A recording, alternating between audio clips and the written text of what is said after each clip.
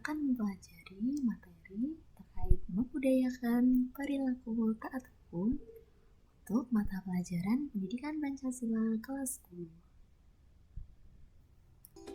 Nah, pertama kita akan mempelajari hubungan hukum dan norma dalam masyarakat. Jadi, sebelum ada hukum yang berlaku dalam suatu masyarakat, kehidupan di masyarakat itu diatur oleh norma. Lalu, sebenarnya apa sih norma itu? Jadi, norma adalah aturan atau pedoman atau panduan yang digunakan dalam masyarakat untuk mengatur perilaku, memberikan standar tentang apa yang pantas dan apa yang tidak pantas untuk dilakukan, serta menciptakan keteraturan sosial. Atau secara umum, norma itu juga bisa diartikan sebagai seperangkat aturan yang memandu tindakan masyarakat agar dapat berinteraksi secara harmonis dan tertib. Lalu, tujuan dari adanya norma dalam masyarakat itu adalah supaya perilaku kita itu bisa diterima oleh masyarakat sehingga tidak mengganggu keharmonisan dalam hubungan sosial. Norma sendiri dibagi menjadi 4. Yang pertama ada norma agama.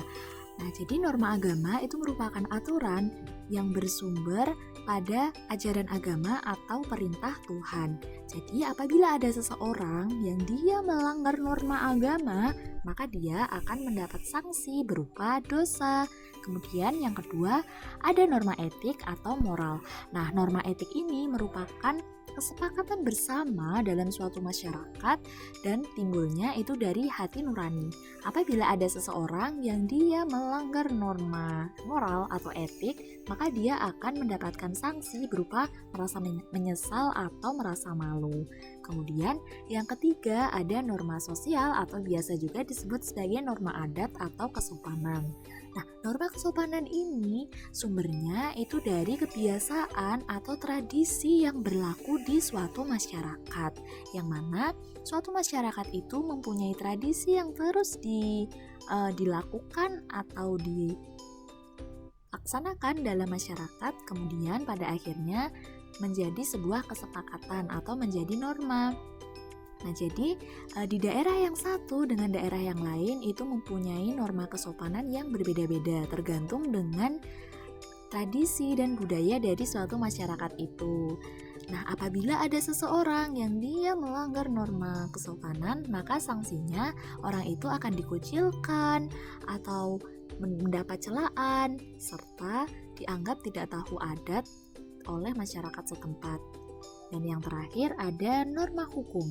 Nah, jadi norma hukum ini merupakan aturan baik yang bersifat tertulis maupun tidak tertulis yang dibuat oleh lembaga yang berwenang. Nah, tadi kita sudah membahas tentang pembagian norma. Kemudian muncul pertanyaan, mengapa masih perlu dibuat aturan hukum? Bukankah tadi sudah ada norma-norma yang mengatur kehidupan kita dalam masyarakat?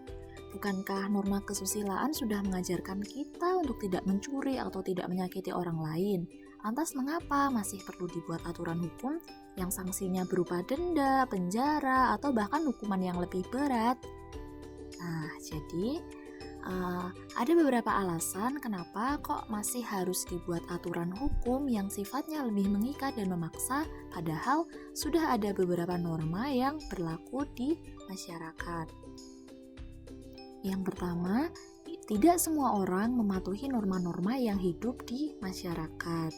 Karena kehidupan masyarakat yang heterogen, setiap orang itu punya kepentingan dan latar belakang yang berbeda-beda. Jadi, di masyarakat itu ada orang yang dia memang menaati norma dan ada juga orang yang sengaja untuk melanggar aturan yang sudah ada di masyarakat.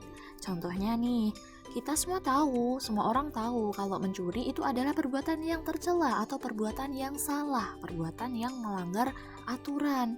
Tapi tetap saja ada orang yang melakukan hal tersebut. Alasannya berbagai macam. Mungkin karena dia terpaksa, karena dorongan ekonomi yang sulit sehingga dia terpaksa untuk melakukan perbuatan yang mana dia tahu itu perbuatan yang salah. Tapi karena latar belakang atau kondisi ekonomi yang menuntutnya untuk berlaku demikian, maka akhirnya dia memutuskan untuk melakukan perbuatan itu. Tapi di samping itu, ada juga yang dia memang tahu kalau mencuri itu adalah perbuatan yang salah, tapi dia melakukannya. Karena kenapa? Karena dia merasa serakah atau merasa kurang. Yang kedua, peraturan selalu tertinggal dari peristiwa, sehingga banyak kepentingan manusia yang belum diakomodir oleh norma-norma tersebut. Nah, jadi kehidupan di masyarakat itu terus berkembang mengikuti dengan perubahan zaman. Sementara aturan itu terkadang belum atau tidak sempat untuk menyesuaikan dengan perkembangan yang ada di masyarakat. Misalnya, zaman dulu itu belum ada aturan tentang kejahatan siber. Kenapa? Karena pada masa itu internet belum berkembang, teknologi belum secanggih sekarang, makanya tidak ada aturan yang mengatur atau untuk menyelesaikan kejahatan dengan motif seperti itu. Nah, tapi di zaman sekarang setelah berkembangnya internet, kemudian teknologi juga semakin canggih, mungkin tidak terjadi kejahatan dengan motif atau indikasi seperti tadi, kejahatan siber. Misalnya ada cyberbullying, pencurian data pribadi, hacking, dan kejahatan digital lainnya. Sudah marak terjadi, bukan? Nah, karena itu kemudian barulah dibuat Undang-Undang ITE untuk menyelesaikan permasalahan atau melindungi kita dalam berinteraksi di dunia digital. Kemudian yang ketiga, terjadi banyak penyimpangan terhadap norma yang sudah ada. Nah, terkadang norma atau aturan yang ada di masyarakat itu sudah jelas, tetapi tetap saja ada orang yang melanggar norma itu. Mereka menganggap karena tidak ada sanksi yang mengikat, sehingga itulah alasan kenapa perlu adanya norma hukum yang mana mempunyai sanksi yang jelas, yang mengikat dan memaksa, sehingga diharapannya dengan adanya sanksi ini orang-orang itu merasa jera, tidak melanggar peraturan yang melanggar hukum lagi. Hukum memiliki peran yang sangat penting untuk menciptakan kehidupan yang aman, tertib, adil dalam kehidupan masyarakat. Lantas, apa saja arti penting hukum bagi warga negara? Nah, yang pertama, hukum dapat menciptakan keamanan dan ketertiban. Hukum berfungsi menjaga masyarakat agar hidupnya menjadi lebih aman dan tertib. Dengan adanya aturan yang jelas, masyarakat tahu apa yang boleh mereka lakukan dan apa yang seharusnya tidak mereka lakukan, sehingga mereka dapat terhindar dari kekacauan yang mungkin saja terjadi akibat melanggar aturan atau melanggar hukum. Kemudian yang kedua, hukum berperan sebagai alat kontrol dan kendali tingkah laku masyarakat. Nah, hukum sendiri mengatur perilaku masyarakat melalui adanya aturan dan sanksi yang tegas. Kemudian, hal ini membuat setiap orang itu mempertimbangkan tindakannya sebelum melanggar norma yang berlaku, atau jadinya masyarakat itu memikirkan konsekuensi yang akan dia peroleh jika melanggar hukum. Ketiga, hukum dapat menyeimbangkan kepentingan dalam masyarakat. Karena dalam kelompok masyarakat itu terdiri dari orang dengan kepentingan yang berbeda-beda, hukum hadir untuk menangani dan mengatur agar tidak ada pihak yang merasa dirugikan, sehingga tercipta kehidupan yang harmonis. Kemudian yang keempat, hukum mampu menjamin terlaksananya kewajiban dan pemenuhan hak masyarakat. Dengan adanya hukum, hak setiap warga negara dalam masyarakat itu dilindungi dan kewajiban mereka juga ditentukan apa saja yang harus mereka lakukan untuk mendapatkan haknya. Jadi, setiap orang itu bisa mendapatkan apa yang menjadi haknya sambil tetap menjalankan tanggung jawabnya. Kemudian, selanjutnya, hukum berperan sebagai alat untuk menciptakan persamaan harkat dan martabat manusia. Hukum menjamin bahwa semua warga negara memiliki kedudukan yang sama tanpa memandang latar belakang. Jadi, tidak boleh ada diskriminasi dengan alasan apapun dalam penerapan hukum. Kemudian yang terakhir, hukum dapat menegakkan kebenaran dan keadilan dengan adanya sanksi yang tegas dan mengikat. Jadi, jika terjadi pelanggaran, maka hukum akan memberikan sanksi yang adil dan tegas sesuai dengan konsekuensi yang harus ditanggung oleh pelaku pelanggar hukum.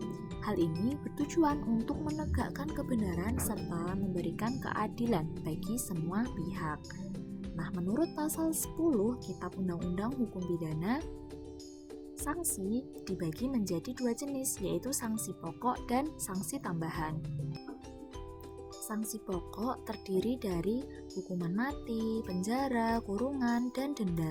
Sedangkan sanksi tambahan terdiri dari pencabutan hak-hak tertentu, perampasan aset, dan pengumuman keputusan hakim.